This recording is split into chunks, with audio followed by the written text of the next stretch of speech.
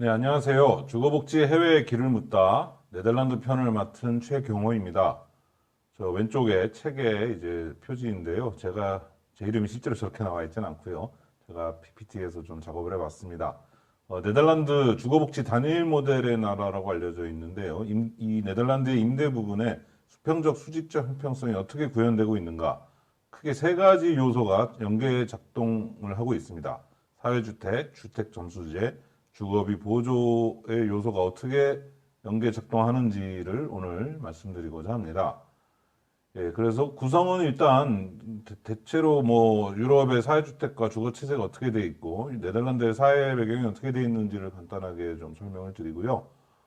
주택협회와 사회주택 그리고 주거보조비와 주택점수제도를 소개를 한 뒤에 이 세 가지 요소가 어떻게 엮여 돌아가는지 그래서 5장이 이제 오늘의 핵심 본론이 되겠고요. 요거를 이제 이론적으로 학술적으로 어떻게 해석하고 있는지가 이제 6장이 되겠습니다. 그리고 마지막은 한국에 주는 시사점인데요. 저는 주거중립성 연구소 수처작주의 소장을 맡고 있습니다. 원래 뭐 불교에서 어디에 있어도 주인공이 되라, 주인이 되라라는 뜻의 용어라는데요. 저는 어디서 살아도 주인처럼 살자라는 뜻으로 주거 중립성을 나타내는 의미로 연구소 이름으로 삼았습니다. 저는 이제 여러 가지 일을 했는데요.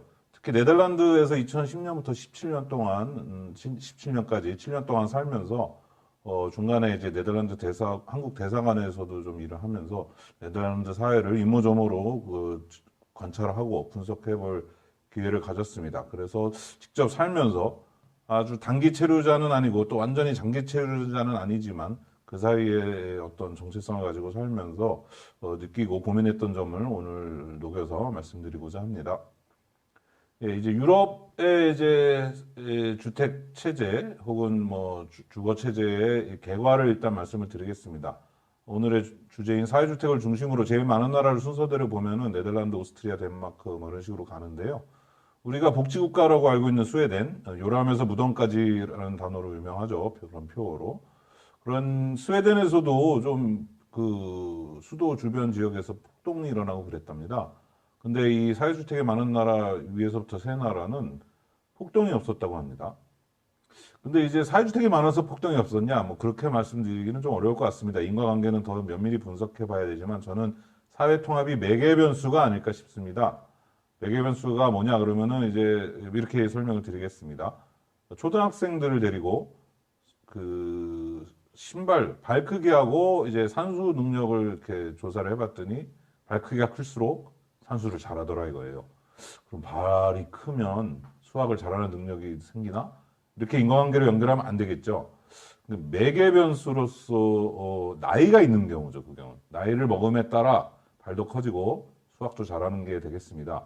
그래서 아마도 이 나라들은 사회 통합이 잘 돼 있어서 그래서 폭동도 없고 사회주택도 많이 지은 게 아닐까 일단 그렇게 가설을 가지고 있고요.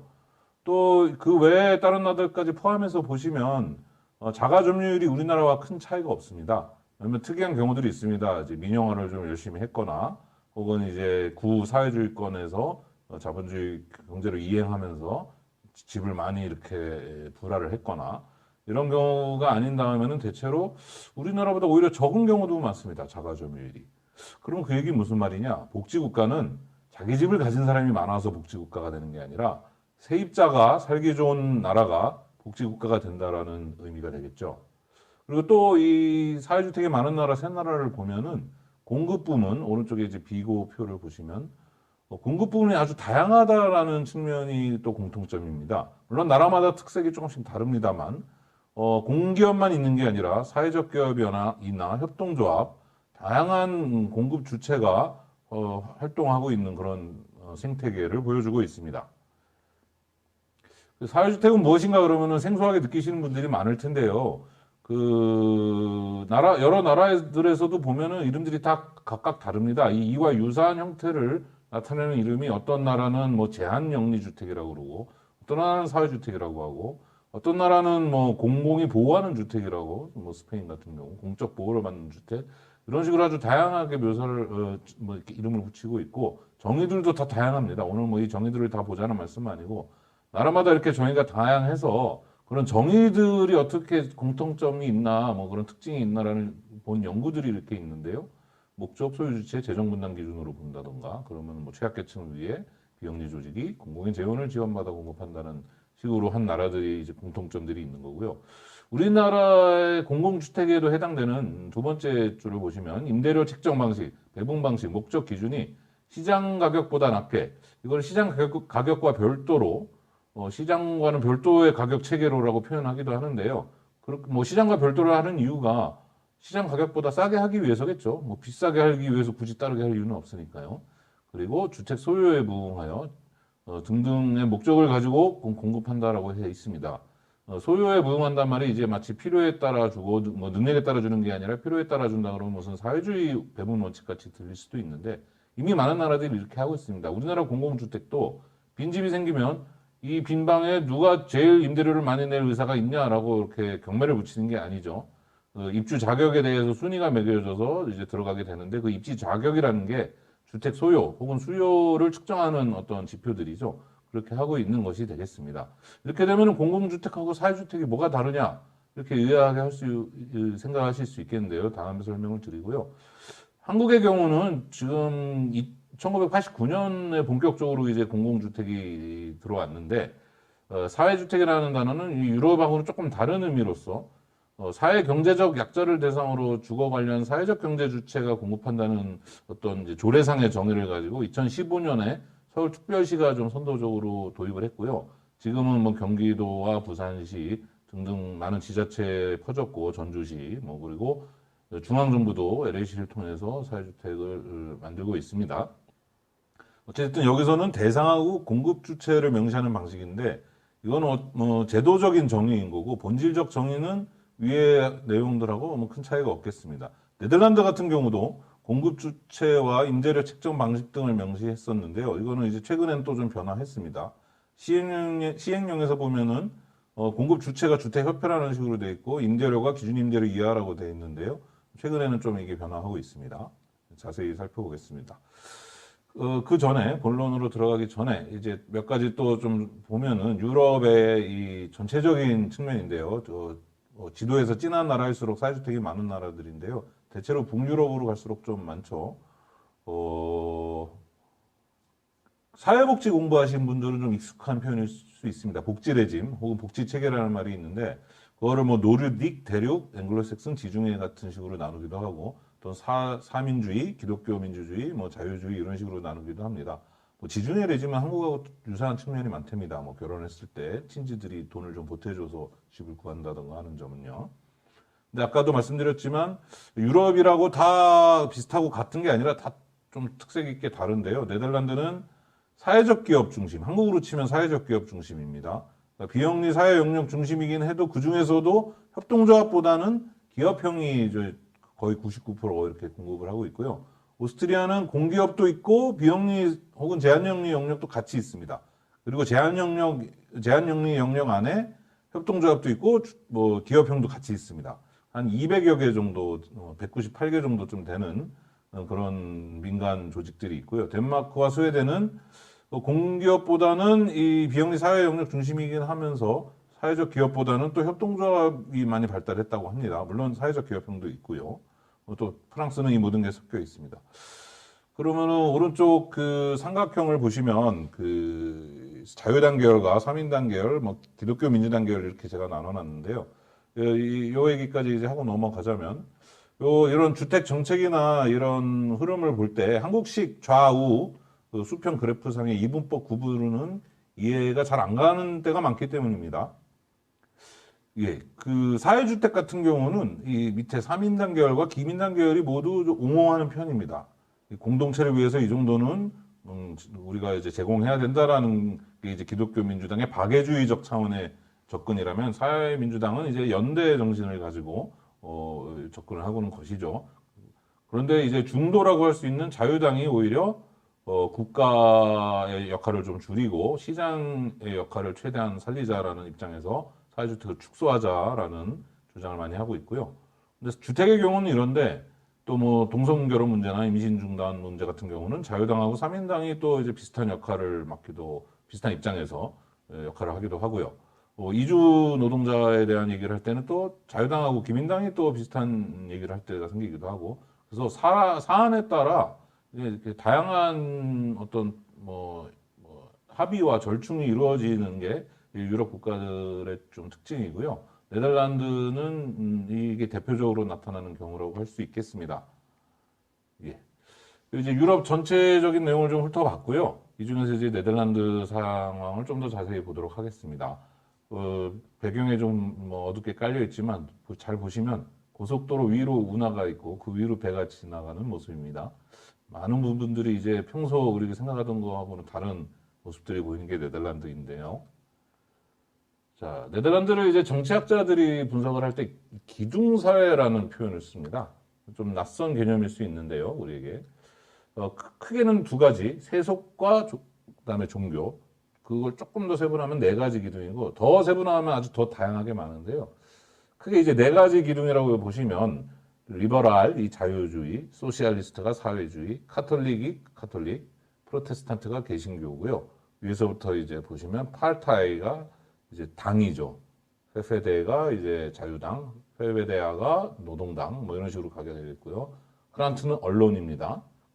그리고 그 다음엔 방송, 그 다음에는 학교. 이런 식으로, 자신의 철학과 가치관에 맞는 어떤 기둥들을 형성해서 그 안에서 일상생활을 이루고, 기둥의 대표들이 사회적으로 협력을 하고, 뭐 이런 구성입니다. 물론 최근에 들어서는 이런 게 많이 이제 무너지고 형해화돼서 굳이 그렇게 하진 않는다고 하는데요. 특정 학교를 다니고 나서 특정 언론만 보고 이러면서도 그렇지 않은 상대 다른 기둥의 사람과 공존을 하는 게 네덜란드의 큰 특징이라고 하겠는데요. 그 비결이 참 저도 궁금했습니다. 아무리 뭐 이게 좀 지금은 그런 구분이 명확하게 없어졌다고 해도 많은 생활 속의 이 습관이나 이런 데서 이제 나오는데요. 그리고 정치학자들뿐만 아니라 많은 분들이 이거는 또 아시는 분들도 있을 텐데 네덜란드는 합의주의, 폴더 모델이라고 하죠. 수기민주주의라고 하기도 하고요. 이걸로 유명합니다. 그래서 스키폴 공항 활주로를 늘릴 때 생겼던 엄청난 사회적 갈등이나 고속철도 늘릴 때 생겼던 사회적 갈등 이런 거를 잘 해결했다고 이제 알려져 있습니다.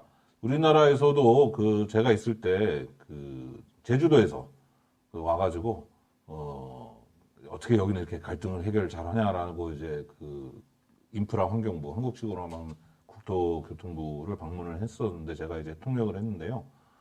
좀 슬프면서 당황스러운 일이 있었는데요. 이제 네덜란드 사람의 발표 이후에 한국 분이 이제 네덜란드가 이렇게 합의를 잘하는 비결이 뭐냐라고 이렇게 물어봤더니 공무원분이 발표하셨던 네덜란드 분이 좀 이렇게 당황스러워하면서 난처해하면서 아니 뭐 합의가 될 때까지 결정 못하는 거죠 뭐 이러는 거예요. 그래서 저희 모두가 너무 허탈해서 아니 그렇게 하면 합의를 할 수 있다는 걸 우리가 몰라서 그런 게 아니라 어떻게 좀 빠른 시간 안에 합의를 하고 결정을 해야 되는데 그 비결이 대단한 게 있는 줄 알았더니 어떻게 저렇게 대답을 하지? 뭐 이런 거였습니다. 그래서 저는 계속 그 이후에 고민을 이어갔는데요. 뭐냐면은 그런 표현이 있는데 그 물 속에 사는 물고기가 이제 물의 존재를 가장 늦게 알아차리는 존재라고 하죠. 물 밖에 나와 봐야 물이라는 게 있지. 물 속에 있을 때는 이게 그냥 공기처럼 내 주변에 있는 거라서 그런 건데 제가 이제 계속 고민했습니다. 왜 네덜란드 사람들은 너무 이게 자연스러워서 이 비결이 따로 있는 거라고 인식을 못하는 걸까? 고민을 하다 보니까 이제 네덜란드는 전국 단위 비례대표제로 이제 선출을 하는데요. 이게 선거 공보물입니다. 따로 후보별로 뽑는 이렇게 자기 홍보를 하는 게 아니라 당별로 이렇게 순서를 쭉 정해주고요. 심지어 이제 개방 명부라서 유권자는 이 중에서 원하는 사람을 찍으면 그 사람이 그 당 안에서의 순위가 올라가는 아주 특이한 제도인데요. 이게 이제 사람들이 합의의 원인이라고 이게 비례대표제가 잘 돼 있어서 이게 정치 세력 간의 합의를 잘한다 이렇게 얘기를 또 설명하시는 분이 있었는데 제가 살면서 생각을 해보니까 아니 이건 결과인지 원인인지 이걸 어떻게 알지? 합의가 잘 되는 나라라서 이런 제도를 운영하는 건 아닐까? 거꾸로도 생각을 해봤는데 답이 안 나왔습니다. 이게 한 150년 됐다는데요. 그 전부터 합의를 잘했던 것 같거든요. 그래서 이제 좀 계속 고민을 하다 보니까 네덜란드의 성격을 이제 뭐 6가지 항목으로 분류해서 한 네덜란드 사람이 쓴 책이 있는데 이 경우에 잦은 인구 이동이 기득권의 양보를 끌어내는 주요 원인으로 지적을 했다는데요. 옛날에 이제 라인강 하구가 막 위치가 변했던 거죠. 이런 데서 농사를 짓는 사람, 농로를 이렇게 꽉 잡고 있는 영주의 권력이 세기보다는 막 수틀리면 떠날 수 있는 상인들을 붙잡기 위해서 서로 양보를 하는 그런 것이 발달한 거다라는 거에서 저는 여기서 이제 결론을 내렸습니다. 을이 막 뭐 수틀리면 떠날 수 있어야 갑이 양보를 하고 그래야 합의가 되는 게 아닐까. 그게 첫 번째 네덜란드 사회 배경이고요. 두 번째 사회 배경은 지금 노동 시간이 OECD 최하위 수준이고 우리나라는 그 반대에 있는데요. 오른쪽 그래프를 보시면 지금은 멕시코하고 1, 2등을 다투는데 네덜란드는 이제 독일하고 1, 2등을 항상 다투는데요. 뭐 집에 있는 시간이 많다 보니까 공공교육의 개념은 상대적으로 미약하나 주거 문화에는 지대한 영향을 미쳤습니다. 뭐 이 정도로 네덜란드 사회에 대한 개괄을 마치고 본격적으로 오늘의 주제인 주택과 주거 보조비와 임대료 규제 정책에 대해서 말씀드리도록 하겠습니다. 이 사진의 배경은 기숙사입니다. 대학 기숙사로 쓰이는 사회주택인데요. 한국의 쪽방보다 훨씬 넓은 크기로 이렇게 저렴한 원가를 들여서 나름 양호한 주거 환경을 만들어서 학생들에게 제공하고 있는 모습입니다. 일단 주택협회부터 소개를 드리겠습니다. 협회라 그러면은 이제 회원사들이 많이 가입한 어떤 그 상부 조직 같은 거라고 많이들 생각하시는데, 한국의 협회가 개념이 그렇고, 이게 이제 하우징 어소시에이션이 번역이 돼서 한국으로 들어오면서, 어소시에이션을 협회라고 번역했는데, 원문은 이제 모닝 코퍼라티라고, 이게 그 주택 결사, 주택 회사에 더 가까운 개념이긴 합니다.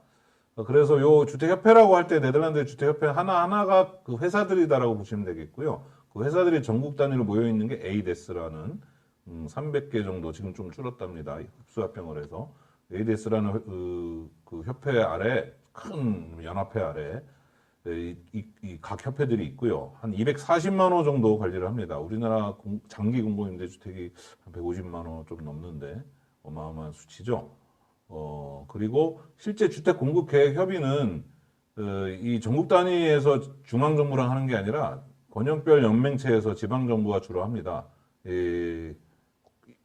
에이데스가 하는 일은 그럼 뭐냐 그러면 중앙 정부하고 이제 몇몇 가지 정책은 협의를 합니다. 친환경 주택 같은 경우는 이제 중앙 정부랑 하고요. 그다음에 이제 이 부문 종사자하고 단체 협약을 하는 사용자 대표가 되기도 합니다. 실제 공급 계획이나 이런 논의는 권역별 연맹체, 헤이그 권역, 뭐 로테르담 권역 이런 식으로 권역별 연맹체에서 하는데 대표적인 사례가 이제 암스테르담 페더라시옹 뭐 워닝 코퍼라시에서 AFWC가 있고요. 이 가운데 있는 뭐 와이미르라든가 스타노트, 로시데일 등등의 이 개별 주택협회들의 연맹체가 되겠습니다. 약 19만 호를 관리하는데 한국의 서울의 SH공사도 19만 호 정도 관리합니다. 근데 이제 여기는 암스테르담 도시가 좀 작으니까 전체 주택의 42%가 이런 사회주택이 되겠습니다. 그리고 이제 오른쪽은 이제 각종 수치들인데요. 뭐 사회주택 협회들끼리 흡수합병을 하면서 점점 이제 숫자는 좀 줄어들고 있습니다.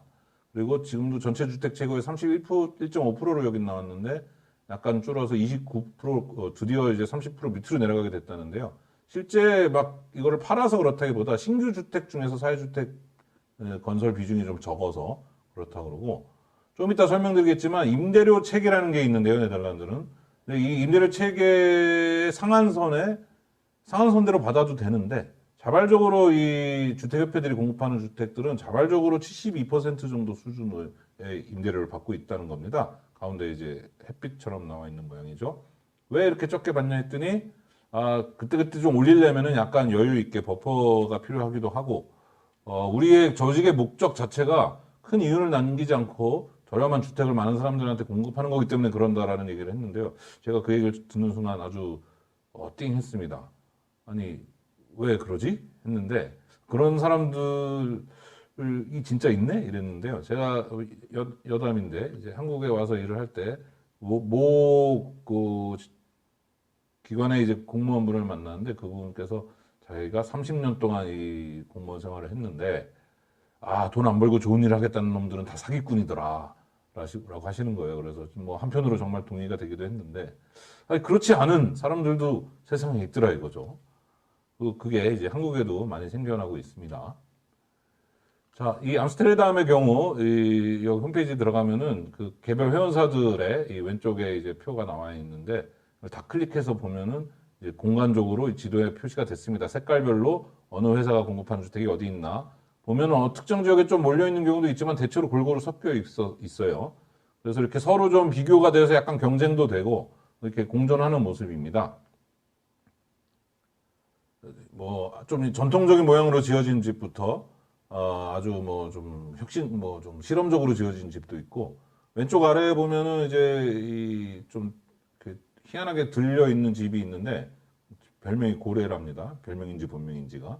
근데 이 경우는 이제 분양주택하고 사회주택이 티가 안 나게 섞여 있습니다. 뭐 그런 소셜 믹스가 이루어진 경우가 되겠고요.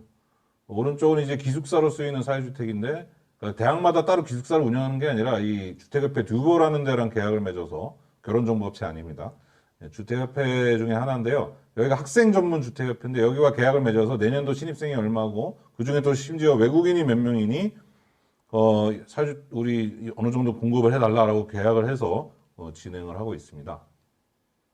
그리고 이제 공동체들이 사회주택 운영하는 경우도 있습니다. 분양임대가 공동하는 공동체고요. 여기는 이제 생태적으로 살자라고 하는 사람들이 모여서 빗물을 이용해서 빨래를 하는 모습이라든가 마당에 정화 식물을 심는다든가 하는 모습입니다. 그리고 이제 이것도 제가 한번 큰 충격을 먹었던 그런 장면인데요. 오른쪽에 보이는 약간 배처럼 생겼다고 하면은 뭐 동의 못 하실 분도 있을 텐데 첨탑이 있고 빨간 벽돌 건물이 있는 게 이제 오른쪽에 있는 그게 왼쪽 사거리에 오른쪽에 있는 빨간 벽돌 건물이 되겠습니다. 여기가 이제 서울로 치면 신촌 같은 정도 위치가 되겠습니다. 그러니까 지리적으로도 약간 서쪽이라서 그렇기도 하고 기찻길 바로 옆에 있기도 하고 실제로 도시가 이제 20세기 들어서 확장될 때 그때 이제 약간 신도시처럼 생긴 구역인데요. 지금으로 치면은 근데 이제 도심이 된 거죠. 지금 신촌이 도심이 됐으니까요. 자, 이제 그 사거리, 오른쪽에 보이는 사거리, 뭐 구별이 되실지 모르겠는데 오른쪽 사진에 있는 약간 왼쪽에 사거리 부분을 우리가 이제 가운데 서서 찍은 이건 구글맵에서 찍은 건데요.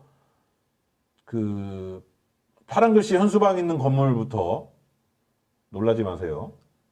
여기는 사회주의 계열의 주택협회가 지었고 그 길 건너편 저 뒤쪽으로는 유태교 계열의 주택협회가 집을 지었고 그 집 왼쪽으로는 카톨릭 계열의 주택협회가 지었고 그 건물 앞쪽으로 이 사회주의 계열 주택협회가 지은 거의 이 왼쪽 건너편으로 있는 빨간 창틀이 있고 이런 뾰족 그 박공 지붕이 있는 여기는 공산주의 계열의 주택협회가 지었습니다. 1920년대 일입니다. 그래서 우리는 이제 3.1운동 끝나고 막 일본하고 막 독립운동한다고 그러고 있을 텐데 얘네들은 이렇게 있는데 유럽에서도 특이한 경우입니다. 사실 뭐 공산주의 사회주의 하면 다 좌파다 뭐 우리는 그렇게 생각할 텐데 그 둘도 엄청 으르렁거리는 사이였고 유태교하고 카톨릭도 엄청 으르렁거리는 사이였죠. 우리는 다 뭐 종교라고 생각할 수 있어도. 근데 이분들은 이렇게 그냥 길 건너편에 이러고 어울려서 살았던 겁니다. 참 부럽기도 하고 서럽기도 하고 그랬고요.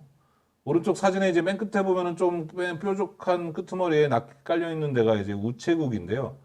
저희가 지금 뭐 우리나라 우체국처럼 이제 저축을 할 수 있는 기능도 있었고 당시에 생각해 보시면 1920년대에 집집마다 전화가 있던 시절이 아니잖아요. 그러니까 마을에 우체국이 있다는 거는 외부랑 연락할 수 있는 엄청난 수단인 거죠. 그래서 사회주택이 우리 마을에 생기면서 우체국도 생기고 해서 너무 좋았던 거죠. 그래서 우리 동네 집값 떨어뜨니까 나가라라고 하는 게 아니라 아유 너무 좋다 이런 거고 그때는 또 이 유럽에서 월급을 주급으로 매주 주는데 이 회사에서 바에서 회사가 운영한 바에서 맥주 한 잔을 이렇게 수거했다고 주면서 주급을 줬답니다. 그러면 한 잔이 두 잔 되고 두 잔이 세 잔 돼서 월급을 막 탕진하는 경우도 있었는데 이 사회주의 계열의 주택협회에서 이걸 하면서도 노동자 여러분 그렇게 돈 쓰지 말고 저축을 합시다라는 의식개혁 캠페인도 하고 자산화 노력도 한 것입니다. 이런 자구의 노력 이런 게 녹아 있는 게 이제 단순히 집을 싸게 제공하는 게 아니라 우리에게 주는 교훈이 또 되겠습니다. 역사를 보면 7, 80년대에 이제 엄청 사회주택의 비중이 높았고 그 이후에 이제 비중이 점점 낮아집니다. 그 이후에는 자가주택 빨간색 부분이 점점 늘었죠. 그래서 전쟁 직후에는 일반 시장에서의 임대가 많다가 점점 줄었고 2010년대 이후에 이제 좀 다시 자가 소유율이 줄고 이쪽에서도 신자유주의 영향이라고 하는데요. 사회주택도 줄고 자가소유도 줄고 민간 임대가 좀 늘어나는 모습을 보이고 있는데 이건 네덜란드뿐만 아니라 많은 유럽 국가들이 좀 이렇다고 합니다. 그럼에도 아직까지 상당한 양, 절대량으로도 인구가 훨씬 많은 영국과 프랑스에 이어 3위인데요. 절대량으로도 3위지만 더 중요한 거는 이게 슬럼화가 되거나 개토화가 되거나 혹은 세그리게이션이라고 하죠. 계층별로 너무 흩어져서 따로 살거나 그런 게 아니라 이제 서로 어울려 살고 특별히 사회주택에 산다고 해서 너무 이렇게 열등한 데 산다라는 인식이 없는 그걸 주거 중립성이라고 그러는데요. 그런 곳이라는 겁니다. 뒤에서 자세히 또 설명을 드리겠습니다. 그리고 또 중요한 건 이제 뭐 규제 부분과 비규제 부분이 있다는 거고 그런 거고요. 이 자세한 뭐 규제 부분의 공급자들에는 이렇게 표에 나와 있는데 여기서 지금 제가 눈여겨보고자 하는 것은 임대 부분에 개인이 공급하는 다주택자가 공급하는 게 5.9%인데 우리나라 2017년 정도에 공공임대가 5.9%였습니다. 우리나라랑 완전히 역전돼 있는 모습이네요. 자, 이제 규제 부분 얘기를 슬슬 이따가 뒤에서 이제 임대료 규제 얘기하면서 하게 될 텐데 지금은 네덜란드의 사회주택의 정의는 이 가로축에 220과 20만 합친 240만이 되겠습니다. 현재 사회주택 정의는 규제 부분에 속하면 소유가 누구냐에 상관없이 사회주택이라고 분류합니다. 근데 그동안은 옛날에는 이 세로축에 따라 사회 부문이 소유한 게 사회주택이라고 했는데요. 사실 이 주택협회들도 규제받지 않는 임대료 부분에서 10만 C에 해당하는 부분이죠. 정도를 가지고 있고 이럽니다. 근데 지금은 이게 막 뒤섞여서 얘기가 되고 있는데요. 어차피 수치가 비슷하기 때문에 그런데 실제로 엄밀하게 얘기하면 이 가로축의 규제 부분에 속하고 소유 주체와 상관없이 임대료 체계를 어떻게 따르냐가 사회주택을 구분하는 기준이 되겠습니다. 그 역사를 조금 더 자세히 살펴보면 이제 19세기 말까지를 풀뿌리 주독이라고 볼 수 있겠습니다. 1850년대 벌써 최초의 주택협회들이 생겨나기 시작했다고 합니다. 당시 이제 산업화와 도시화가 이루어지면서 위생 문제가 대두되면서 박애주의와 이 약간 사회주의의 흐름이 동시에 있었는데요. 아까 말씀드렸듯이 기독교 민주당의 종교인들의 그리고 공장주인들의 박애주의에 따라 지어지는 주택들이 있었던 거예요. 어떻게 보면 우리나라에 그럼 7, 80년대 대기업들이 공장 옆에 사택을 지은 것도 넓은 의미의 사회주택이라고 볼 수 있는 거죠. 그리고 노동조합들도 혁명을 일으켜서 국가가 이걸 다 이렇게 뺏은 다음에 나눠주면 되지. 뭐, 그럴 수도 있는데, 그날은 도대체 언제 올지 모르겠고, 당장 집은 필요하니 우리가 돈을 모아서 노동자들한테 집을 뭐 공급해주자, 뭐, 이랬던 거죠. 그렇게 이제 벌써 1899년에 7,750호 정도의 사회주택이 있었다 그러고, 1901년에 이제 주택법이 제정됩니다. 우리나라보다는 71년이 앞섰고요. 그 영국보다도 18년이 앞섰습니다. 아마 세계 최초가 아닐까 싶은데요. 뭐 좀 조사해보니까 프랑스 혁명 직후에 또 약간 그 비슷한 게 프랑스에서 있었다고는 합니다. 내용이 좀 다르지만. 어찌됐든 이제 법이 생겼고, 이때까지가 이제 1기라면 2기는 이제 국가가 본격적으로 개입한 건데요. 1기에서는 그냥 법을 통해서 역할을 규정하고 공공이 지원할 수 있는 근거를 마련하는 정도였다면 2기는 적극적으로 개입하게 됐는데 그 배경은 이제 2차 대전 때문에 전쟁에 파괴된 그 기만 때문에 이 민간의 주택협회들의 역량이 미약해지고 해서 정부가 직접 나서서 하기도 하고 지방 정부가 나서기도 하고 해서 이때 이제 본격적으로 사회주택이 확 증가를 하게 됩니다. 그러고 나서 이제 복지국가 어느 정도 자리 잡은 다음에 뭐 이제 정부의 권한과 역할을 대표 이행하게 되는 게 3기가 되겠습니다. 이때는 이제 주택협회가 먼저 알아서 하고 정 안 되면 국가가 하겠다. 그리고 심지어 지방정부가 설립했던 공사를 민영화하는데 그냥 이제 영리기업으로 바꾸는 게 아니라 일종의 사회적 기업으로 바꾸는 민영화를 한 거죠. 그리고 이때는 VSV라고 사업자들의 이 상호 연대 기금입니다. 우리나라 사회주택도 사업자들이 엊그저께 기금을 만들어서 지금 한 2억 모았다는데 얘네 VSV는 지금 우리나라 주택도시기금보다 많습니다. 90조 원쯤 되고요. 90조 원 말입니다. 그리고 CFB는 이제 중앙사회주택기금이라고 정부하고 이제 같이 만드는 건데요. 지금은 CFB가 좀 바뀌어서 뭐 AW라는 감독청으로 바뀌었는데, 그거는 이제 또 뒤에서 설명드리겠습니다. 그러면서 점점 정부가 개입을 축소하고 자율성을 늘려주다 사고가 좀 났습니다. 그래서 1995년 이후에 이제 브루터링 조치가 생기면서 이제 그 자율성을 신장시켜주는 거였는데요. 요게 이제 앞으로 갚아야 될 빚과 앞으로 우리가 주기로 했던 보조금을 상계를 해가지고 안 주는 걸로, 그리고 자정적으로 독립하는 거였는데 95년부터 그 이후에 좀 사고가 나서 2007년 8년 글로벌 금융위기 때 부도가 날 뻔하고 뭐 이런 일들이 많이 생겼습니다. 미국의 서브프라임 모기지에 투자한 거예요. 의도는 좋았습니다. 거기서 생긴 수익으로 임대료를 더 깎아줄 수 있지 않느냐 이거였는데, 뭐 그래서 부도가 나게 생기고 또 뭐 일부 사회주택 협회에서는 뭐 임원들이 너무 뭐 돈을 펑펑 쓴다던가 성과급이나, 혹은 뭐 좀 웃기는 얘기인데 이 유람선을 사가지고 거기서 이제 그 마이스 산업이라고 하죠. 뭐 컨퍼런스를 열고 하는 그런 거를 하려고 하다가 유람선에서 성면이 나와서 공사를 못하고 뭐 큰 손실을 입고 뭐 이런 경우들이 생기면서 얘네 가만히 내버려 두고 자율성을 줬더니 좀 제대로 못하더라. 이런 이제 사회적인 지탄이 일어나면서 다섯 번째는 2015년 이후 이제 감독을 다시 강화하자. 그리고 그냥 국가의 감독만 강화하는 게 아니라 이 주민들의 목소리를 더 많이 들어라. 그런 풀뿌리 강화용으로 가게 됩니다. 이제 이걸 도식화하면 요 왼쪽 삼각형처럼 되겠는데요.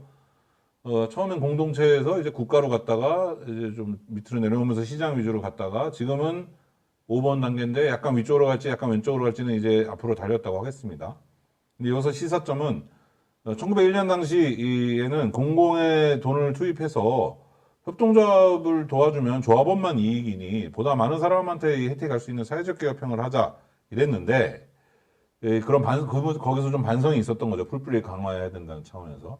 그래서 이제 오스트리아나 덴마크 같은 경우는 그래서 사회적 개혁형도 있고 협동조합형도 있고 이게 다양한데, 우리나라도 지금 그렇습니다. 지금 시작한 사회주택들을 보면 사회적 개혁형, 뭐 협동조합형 다양하게 이제 좀 나가고 있는 모습들인데, 요 이제 장단점들을 눈여겨보고 개혁해둘 필요가 있겠습니다.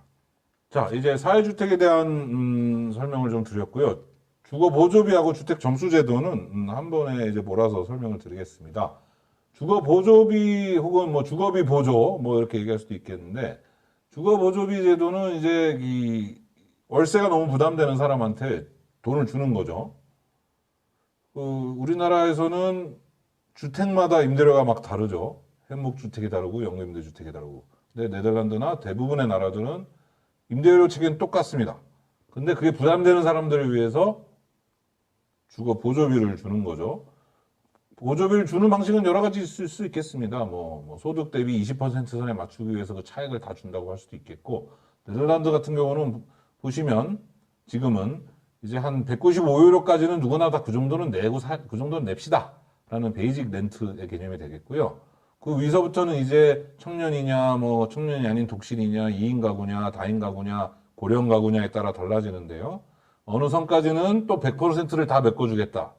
근데 339유로 넘어가는 액수부터는 75%만 메꿔주겠다. 그리고 그 위로 올라가면 또 달라집니다. 어찌됐든 이 정도 주거보조비를 받아서 그러면 주거비 경감 효과가 어느 정도냐라고 보면은 오른쪽에 보시면 1981년에 주거보조비를 안 받았으면 소득의 25.7%를 내야 되는데 주거보조비를 받아서 17.7%를 내는 셈이 됐고, 2002년에 조사했을 때는 주거보조비가 없었으면 36%쯤 내는 게 있어서 23.5%를 내는 건데요. 시대가 이제 시간이 지남에 따라 점점 네덜란드도 보니까 주거비 부담이 커지긴 하죠.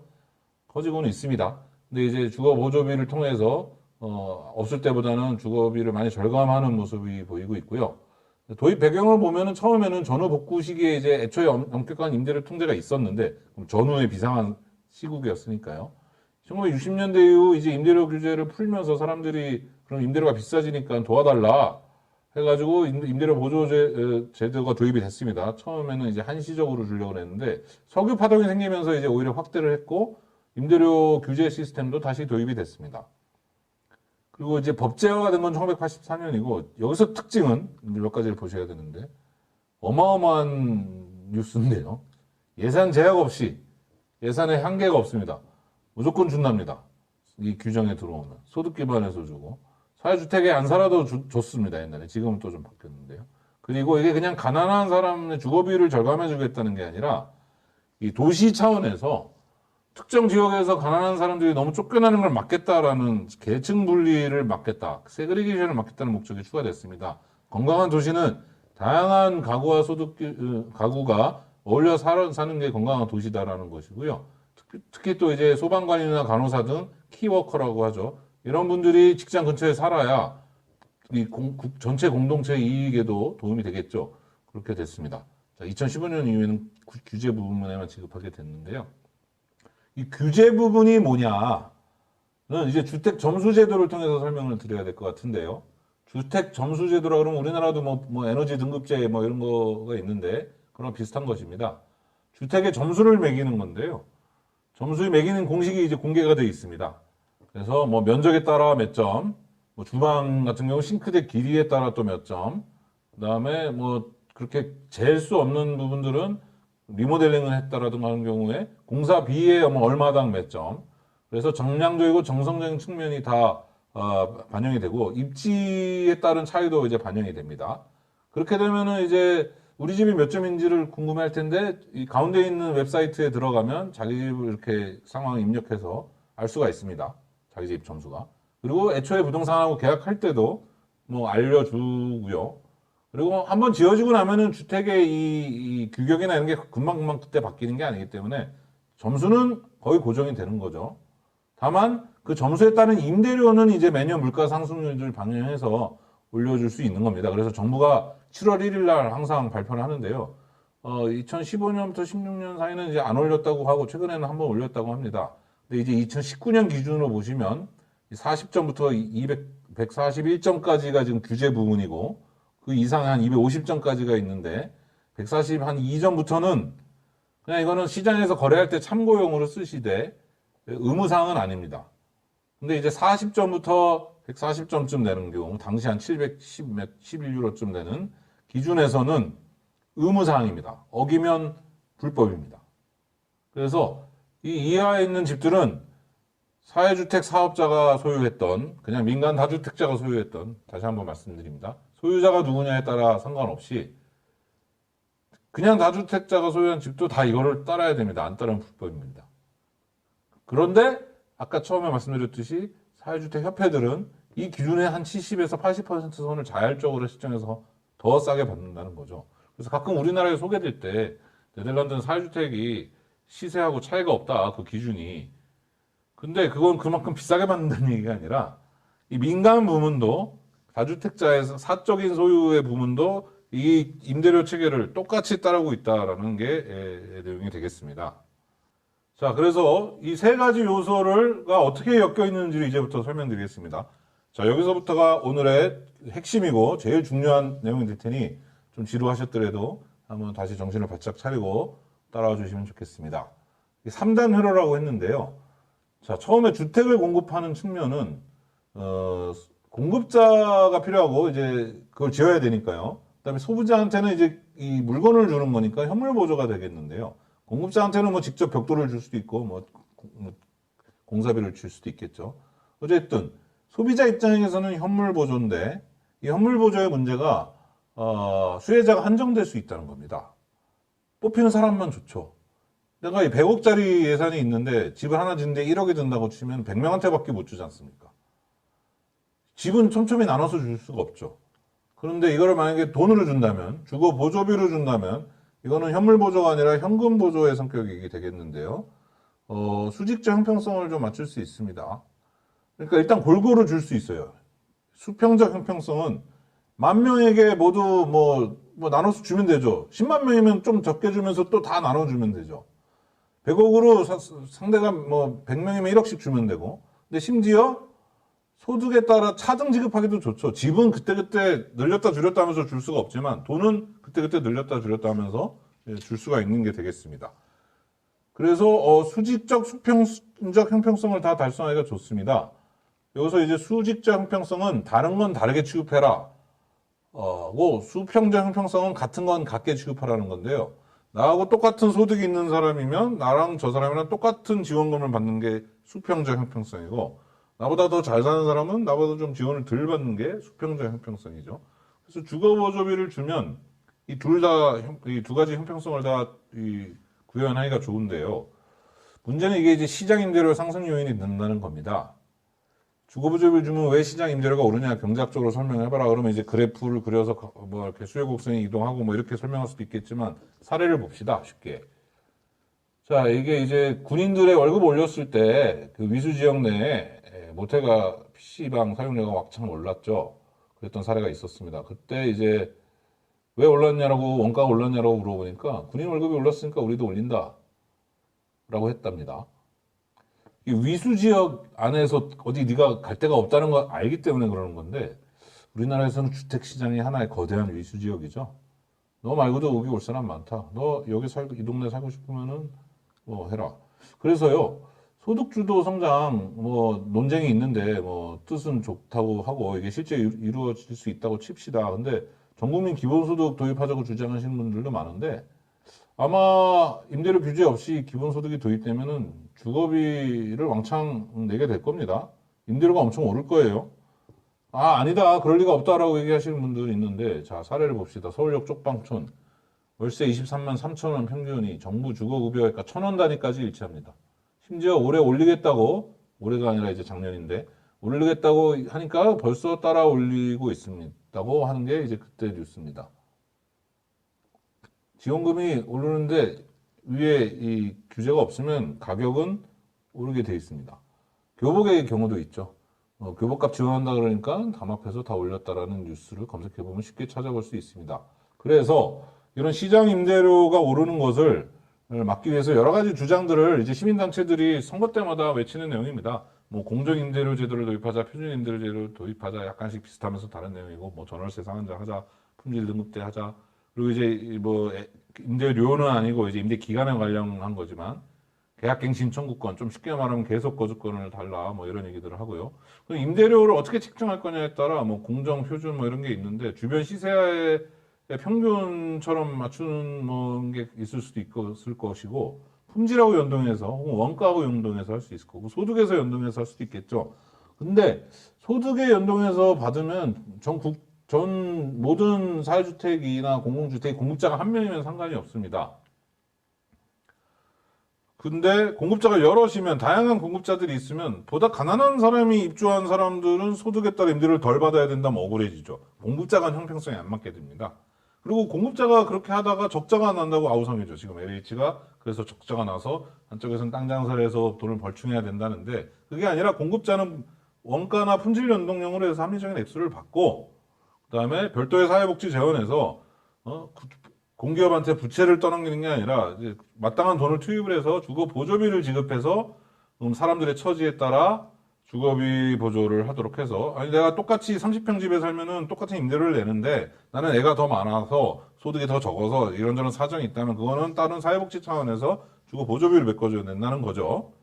그렇게 해서 임대료 규제와 주거 보조비 사회 효과는 이제 달성이 됐는데 문제는 임대료 규제를 하면은 시장 공급이 위축되겠죠. 아마 다음날 신문 뉴스에서 이렇게 날 겁니다. 임대료 규제하면 당장은 수입자들한테 좋은 것 같아도 공급이 위축되기 때문에 몇 년 뒤에는 더 임대료가 오를 거다. 이 하나만 알고 둘은 모르는 사람들아 이런 신문 기사가 눈에 선한데요.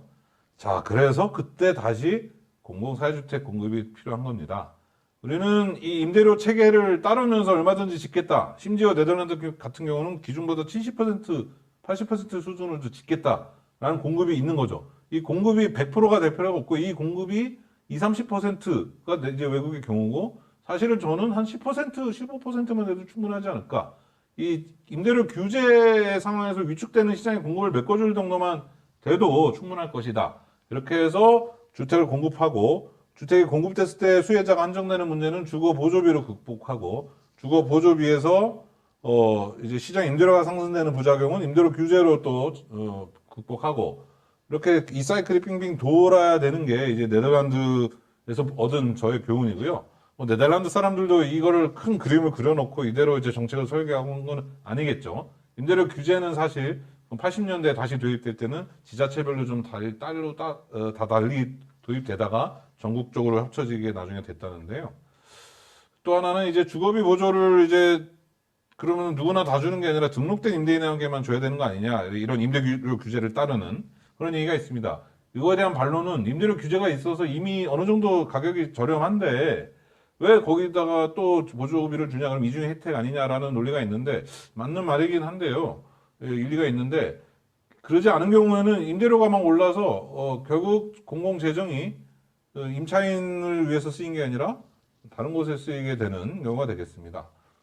자, 여기까지가 네덜란드 상황에 대한 그것을 이제 세 바퀴 자전거 혹은 뭐 3단 회로로 설명을 드렸고, 이게 이제 그럼 어떤 효과를 낳고 이게 주거 체제론이라는 논의에서 볼 때 어떤 의미가 있는지 보고 한국에 좀 시사점을 찾도록 하겠습니다. 이 그림은 자전거를 타고 뭐 수레를 타고 자동차를 타고 걷고 하는 게 이제 아주 사이좋게 공존하고 있는 로테르담의 시내의 모습인데요.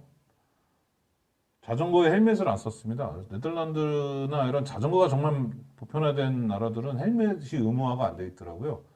그러니까 워낙에 차들도 양보하고 이런 게 이제 너무 생활화가 돼 있어서 헬멧을 안 쓴다고 합니다. 그럼 이것도 원인과 결과를 잘 생각해야 되겠죠. 헬멧을 안 써서 사고가 적게 나는 건 아닐 거고요. 사형제도하고 극악범죄도 그렇다고 합니다. 극악범죄가 많은 나라에 사형제도가 있는데 사형제도가 없는 나라가 오히려 그 심한 범죄가 더 적다고 하는데 그 사이에 또 무슨 매개 변수가 있는지 모르겠습니다만 어찌됐든 헬멧도 쓰고 사고도 많은 나라보다는 헬멧도 안 쓰고 이렇게 사고도 적은 나라가 좋은 나라겠죠. 그걸 이제 주택 부분에서 보자면은 약간 딱딱한 얘기일 수 있는데 이제 잠깐만 오늘 공부를 정리한다고 생각하시고 따라와 주시면요. 이원 모델 혹은 이중임대 시장 그리고 단일 모델 혹은 단일임대 시장이라는 모델로 짐 캐맨이라는 학자가 분류를 했습니다. 이 외에도 뭐 표적 모델이나 다른 등등의 표현을 쓰는 한 세네 가지 학자들의 이 개념이 있는데 대체로 다 이렇게 두 가지로 나눠서 보면 되겠습니다. 그 중에서 이원 모델에 해당하는 건 뭐냐? 그럼 이제 미국, 영국 뭐 이런 자유주의 국가, 우리나라도 좀 이쪽에 해당되는 것 같은데요. 민간 임대하고 민간 임대의 시장 영리를 추구하는 쪽과 비영리 쪽의 구분이 확연하게 나고 그리고 비영리 부분은 사실 사회적 부분이 별로 없고 공기업 중심으로 공공 부문의 자녀 복지적 성격이 크고 소수 빈곤 가구에 대해서 그 공공 부문의 자녀 복지를 받는 사람들에 대해서 낙인 효과가 있고 그래서 정부나 개인이나 자가 소유를 좋아하고 그래서 격차가 크기 때문에 주거 사다리가 필요한 경우가 되겠습니다. 자, 왼쪽 아래 그림 보시면 사다리가 끊어져 있는데 격차가 있으면 당연히 사다리가 있어야 올라가겠죠. 우리나라도 2017년에 이 문재인 정부에서 발표를 한 주거복지 로드맵의 부제가 이제 사회통합력 주거 사다리 구축을 위한 건데요. 이렇게 격차가 있는 데서는 사다리가 필요하겠고 사다리가 없으면 사다리를 놔야 되겠는데요.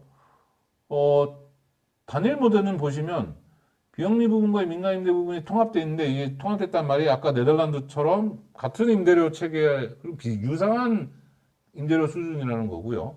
공급 주체도 다양합니다. 공공만 있는 게 아니라 협동조합, 사회적 기업. 그래서 낙인 효과가 거의 없거나 확실히 덜하고요. 그러다 보니 굳이 자가 소유를 해야 되나? 뭐 급하지가 않다. 그래서 자가 소유 압박이 덜합니다. 그래서 이 뭐 월세로 살든 자가로 살든 큰 차이가 없다. 이게 주거 중립성의 개념이 되겠고요. 주로 이제 삼인주의 국가들이라고 분류할 수 있는데 꼭 그렇지 않은 나라들도 섞여 있습니다. 그리고 이제 그래서 별로 격차가 크지가 않으니까 주거 사다리가 별로 필요가 없고 사람들의 선택권이 더 보장이 되는 나라가 되겠고요. 왔다 갔다 하기 쉬우면 선택권이 보장이 되고 왔다 갔다 하기 어려우면 선택권이 보장이 안 되는 거죠. 이걸 이제 이 훅스트라라는 학자가 그 에스핑 앤더슨의 사회복지 쪽에서의 복지국가 모델에 따라 쭉 주택을 분류를 했습니다. 자유주의, 조합주의, 사회민주의 이렇게 구별을 했는데 뭐 이 하나하나를 지금 다 들여다보자는 말씀은 아니고요. 이런 특징들을 보이고 있는데 이거 외에도 지중해 모델도 있고 이걸 이제 동아시아는 어떤가 하고 보는데 일본 모델은 또 생산주의 모델에서 자유주의 모델로 가고 있다라고 보고 있고 한국 모델에 대한 연구는 많지 않은데 제가 이제 얼마 전에 쓴 논문이 이제 동양과 전반에 실렸는데 주거 체제로 본 사회주택 뭐 이렇게 해서 실렸는데 한국은 이제 발전국가, 디벨롭멘털 스테이트가 복지국가의 맹아를 좀 보이는데 기로에 있다 이렇게 볼 수 있겠고 나라들별로 보면은 뭐 삼인주의에 속했다고 해서 다 이 특징을 갖추고 조합주의에 속했다고 해서 다 이 특징을 갖추는 게 아니라 중간중간에 옆에 모델의 특징을 갖추기도 해요. 좀 왔다 갔다 합니다. 단일 모델의 나라들은 주로 좀 삼인주의 국가 모델의 특징을 많이 보이고 있다고 볼 수 있겠습니다. 자, 이제 이거를 한국에 이제 적용해 보자고 하는 거고, 교훈이 뭔가 하는 건데요. 좀 우리나라는 전세라는 세계에서 유례없는 독특한 제도가 있고 앞으로 점점 이게 월세화되고 있는 흐름에 있고 임대 부분의 수치적 수평성이 엉망이죠. 똑같은 소득이어도 뭐 영구임대 주택에 들어갔느냐 행복주택에 들어갔느냐에 따라 확 달라지니까요. 그걸 어떻게 이제 극복해 볼까 하는 겁니다. 아까 그래서 이제 오늘 정리를 하자면 수직적 형평성과 수직적 형평성 같은 형편엔 같은 뭐 돈을 지출하지만 다른 형편에는 다른 돈을 지출해야 된다. 이런 차원 기억해 주시면 좋겠고요. 그래서 형평성에 두 가지 종류가 있고 둘 다 중요하다라는 점. 그리고 현물 보조의 장단점과 이제 현금 보조의 장단점이 있다라는 거죠. 현물 보조는 어찌됐든 또 자산을 확보하는 측면도 있고요. 집을 직접 짓고. 현금 보조는 이제 직접 소비자한테 가기 때문에 좀 더 만족도가 높아질 수 있는데, 저는 이렇게도 생각합니다. 시장이 성숙하고 공급 체계가 성숙하고 나면 그때는 이제 돈으로 주고, 그 전까지는 좀 직접 공급도 해야 된다. 현물 보조도. 여러분 이제 문화상품권, 문상을 예를 들어서 생각해 보시면, 그냥 막 돈을 주면, 상품권을 주면 이 사람들이 주로 인기 가수한테 그걸 많이 쓰겠죠. 그럼 공공 재정이 주로 인기 가수한테 가게 됩니다. 그게 소비자의 만족도에 더 높이는 거라면 그렇게 해야 되겠죠. 근데 만약에 정부의 목표가 인디 밴드들도 좀 먹고 살게 해주겠다. 그러면 그것도 뭐 중요한 가치잖아요. 그러면은 문화상품권만 줘서는 안 되고 인디 밴드를 위한 직접 지원이 있어야 되겠죠. 인디 밴드를 위한 공연장을 만들던 아무튼 그러면은 정부 입장에서는 인디 밴드를 키우는 거니까 소비자한테 인디 밴드라는 현물을 보조해 주는 게 되는 거죠. 그래서 이런 어떤 공급 생태계가 다양해지고 나면 그때는 이제 좀 소비자한테 직접 상품권을 주거나 돈을 주는 소비자 직접 지원으로 흐름이 갈 수 있는 것 같고요. 그래서 이 두 가지가 다 때와 상황에 따라 필요하고 좀 무게중심이 다를 수는 있을 것 같습니다.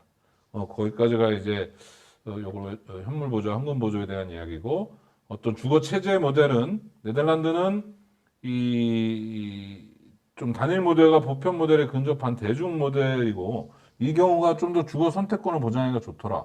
그러니까 한국이 지금 당장 자유주의 왼쪽에 자유주의, 조합주의, 삼인주의 중에서 어디로 가야 된다. 이거는 뭐 사회적 합의가 필요한 부분일 테고요. 뭐 정치인들이 이제 뭐 선거 때 이렇게 주장하시면서 선택받을 부분일 텐데요. 모든 분들이 얘기하는 게 저는 이거는 공통이라고 생각합니다. 소비자들이 자기가 원하는 집을 선택할 권리를 좀 더 많이 행사할 수 있도록 해주겠다. 그러기 위해서는 다양한 선택지가 있어야 될 거라고 생각하고요. 그 선택지 간 차이가 그렇게 크지 않을수록 좋을 것 같다라는 생각입니다. 예. 그렇게 접근을 하면 어떨까 합니다, 한국에서. 그래서 뭐 선택권의 의미를 잘 이해를 못 하실 수도 있겠는데요. 버스에 한번 비교해 보겠습니다. 한번 버스 탔다고 영원히 버스만 타야 되는 게 아니죠. 그리고 공공이 투자를 할 때 특정 수단에게만 유리하게 너무 하진 않죠.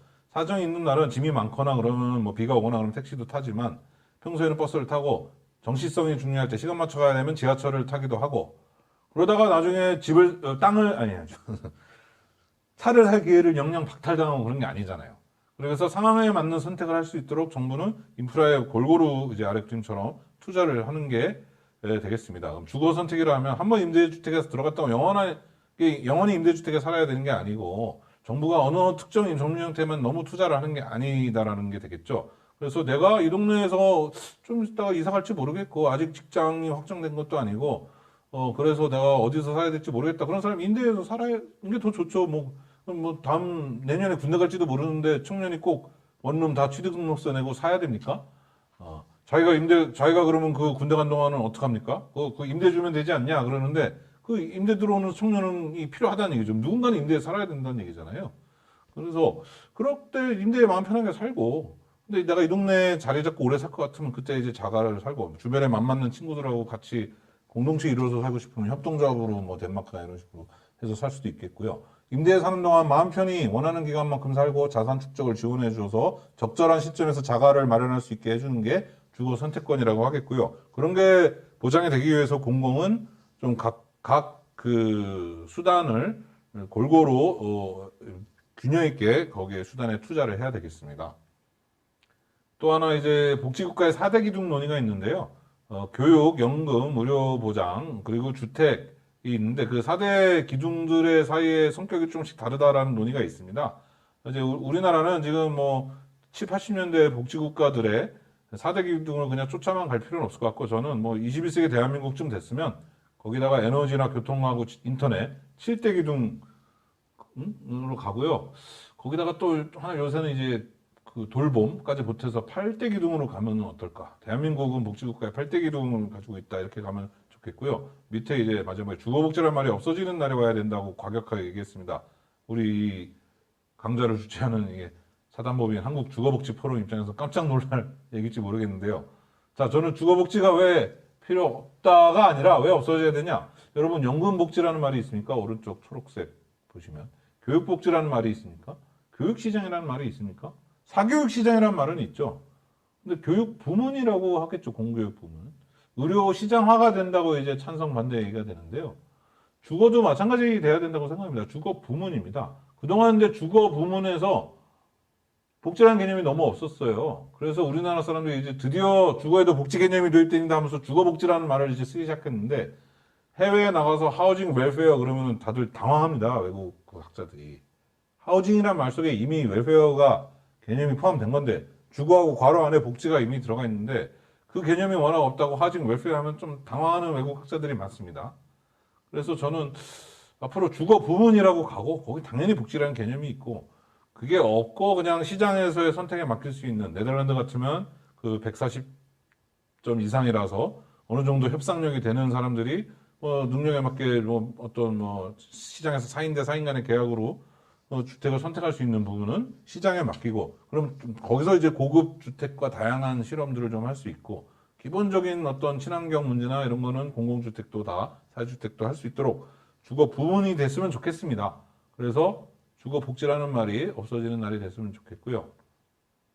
뭐 네덜란드하고 한국이 많은 조건이 다른 상황에서 이게 도입이 됐기 때문에 그걸 잘 염두에 둬야 되겠다는 차원에서 이렇게 비교를 해봤습니다.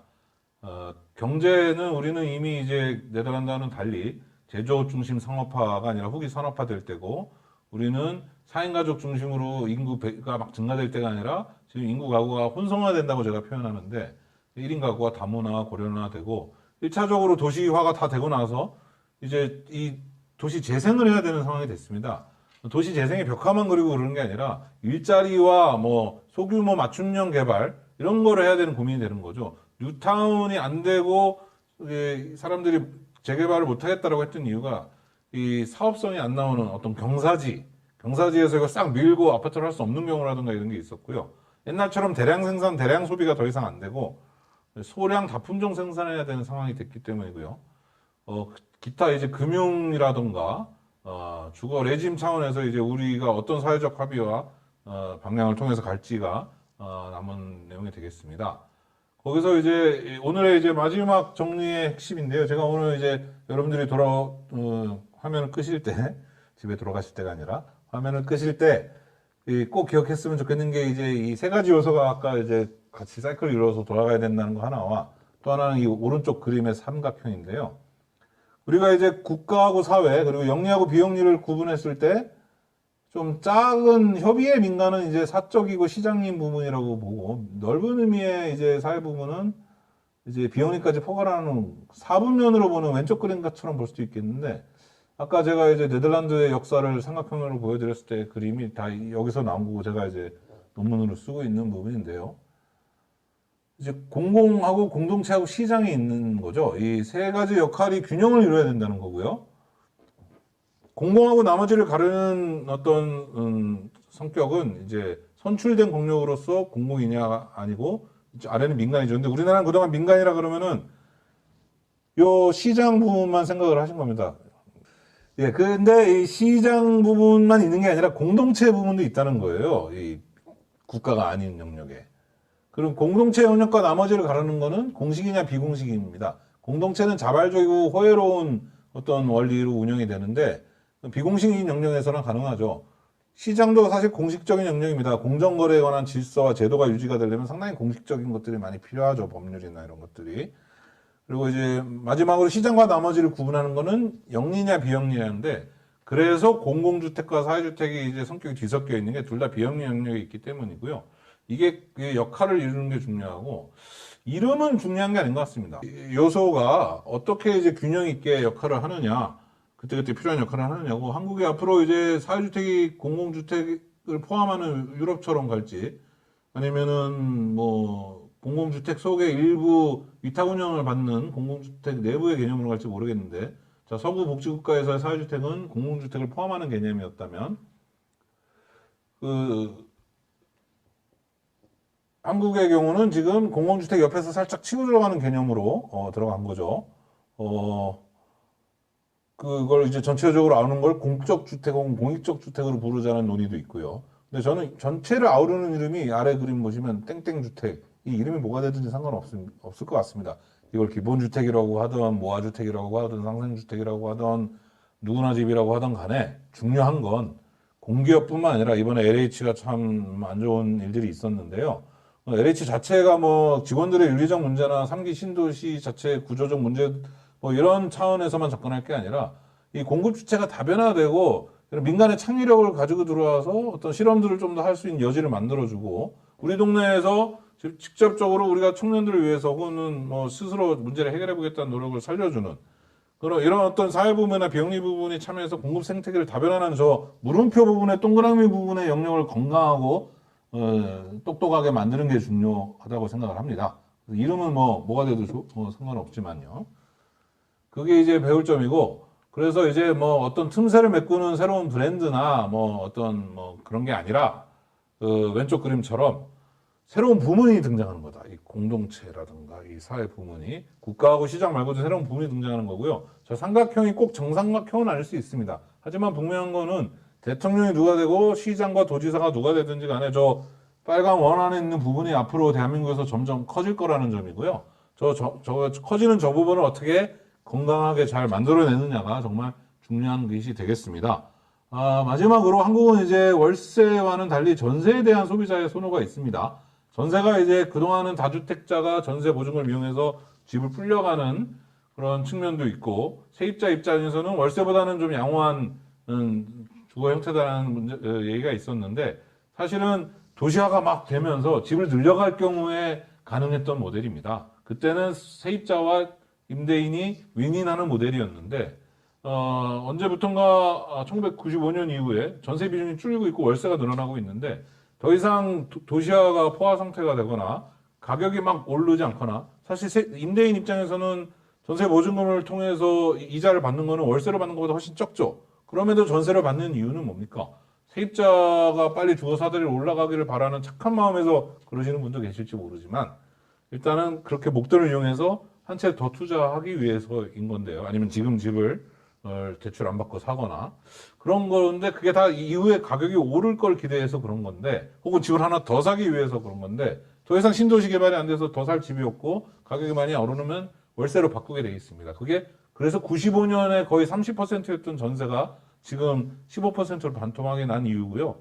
주택임대차보호법은 그래서 전세 월세화를 부추긴다기보다 이미 월세화로 간 상황에서 인상률 상승을 막는다던가 좀 계속해서 살 수 있게끔 해주는 그 의미를 위해서 도입된 거라고 봐야 될 것 같고, 이렇게 월세화로 가는데 한쪽에서는 월세 외국의 주거보조비를 도입하는 것도 방법이겠지만, 그동안 전세 익숙했던 소비자는 이 환매보증부 주택으로 흡수해야 된다는 건데요. 네덜란드는 환매보증부라고 하고 싱가포르는 환매조건부라고 하는데, 이게 이제 소유와 임대의 문법을 탈피했습니다. 그래서 그리고 나중에 올라도 이익을 나누고 떨어져도 손해를 나누는 건데요. 어떤 면에서는 소유인데 소유기간의 주거 안정과 자산 축적의 기회를 제공하니까 소유죠. 근데 그걸 손해와 이익을 나누니까 사회적 소유라고도 하고요. 우리나라에서 이제 지분 공유형과 뭐 이런 거랑 유사한 개념인데, 전세하고 다른 점은 취등록세를 내야 된다는 거고, 대신에 전세는 2년마다 계약 기간이 끝나는데, 이거는 어찌됐든 내 집이기 때문에 원하는 만큼 살 수 있다는 게 차이가 되겠습니다. 그래서 뭐 이 표는 하나의 예인데, 실제 가격보다 싸게 우리나라 전세금 수준으로 들어가서 나중에 잘 이걸 관리한 거에 대한 인정을 받습니다. 그래서 나갈 시점에 감정평가를 하는데, 혹시나 불황이 와가지고 주택 가격이 떨어졌어도 그 떨어진 100만큼을 다 손해보는 게 아니라 실제로 내가 잘 관리를 했겠다라는 점이 인정을 받으면 750에 들어갔다가 나올 때 760에 나올 수 있다라는 그런 제도가 되겠습니다. 요거는 이제 앞에 그 주요 오늘의 핵심 내용이었던 그 사이클, 3단 사이클과 주거 체제에 대한 이야기와는 별개로 뭐 참고로 드린 얘기인데요. 우리나라의 전세 시스템에 맞는 한국식 주거 체제에 맞는 우리의 과제를 찾아야 된다는 의미에서 말씀드렸습니다. 예, 이상 네덜란드 사례에 대해서 발표를 했던 최경호였습니다. 여러분 감사합니다. 다음에 또 좋은 기회에 뵙도록 하겠습니다.